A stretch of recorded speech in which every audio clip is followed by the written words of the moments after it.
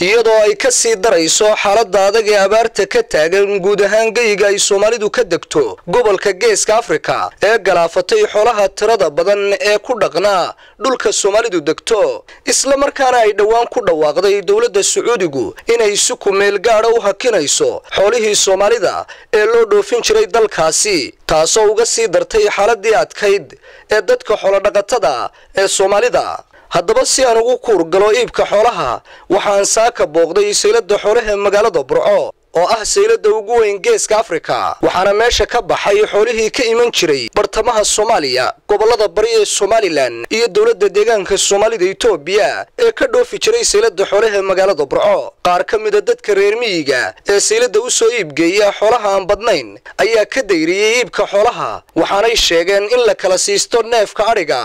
160 ilaa 200 oo shilinka Somaliland halka neefka geelana la kala siisto 30 ilaa 50 doolarka Mareykanka balse qiimaha la kala siisto hilibka ee suuqyada magaalada Burco ayaa gaaray halkii ugu sareysay. waxaana weydiiyay qaar ka mid ah dadka ku sugnaa saylada sababta keentay inuu sare u kaco qiimaha hilibka ee suuqyada magaalada Burco maadaama qiimaha xoolaha lagu iibiya uu gaaray halkii ugu hooseysay waxaanay ku eedeeyeen sare u kaca qiimaha hilibka ee suuqyada magaalada Burco faashlayaasha iyo hiliblayda magaalada Burco oo ay ku tilmaameen kuwa aan u turaynin dadka abaaruhu saameeyeen iyo bulshada danyarta waxaanay ugu baaqeen dawladda Somaliland inay wax ka qabato dhibaatada sare u kaca qiimaha hilibka ee suuqyada magaalada Burco.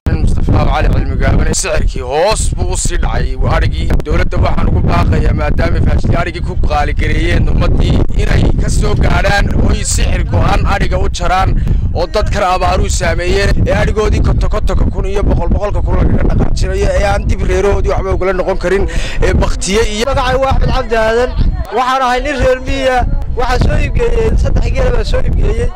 3 geel ah niman hilibla ayaa yimid ga baayacay $10 bay kaga baayacay waxay siinayaan anigu nimanka ma ogilaa wasada hilibka ay $10 baa lagu cunayaa hilibka waa faashla iyo hilibla labadaas shuraka dadkana baabiyeer reer miyiga dawladda waxaan baaqay bilaa wax ka qabtaan taa. magacay waa Farduus Daahir Axmed neefka geelaha $20 $15 ayuu marayaa arigii wuxuu marayaa 50 kun oo laana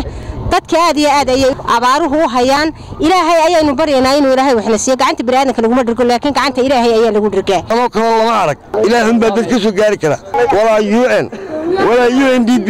mid wax u tilmaayo ilaahay baa wax u taray dadka. Ali Baar Maxamed Boos TV caalamiga Universal Burco.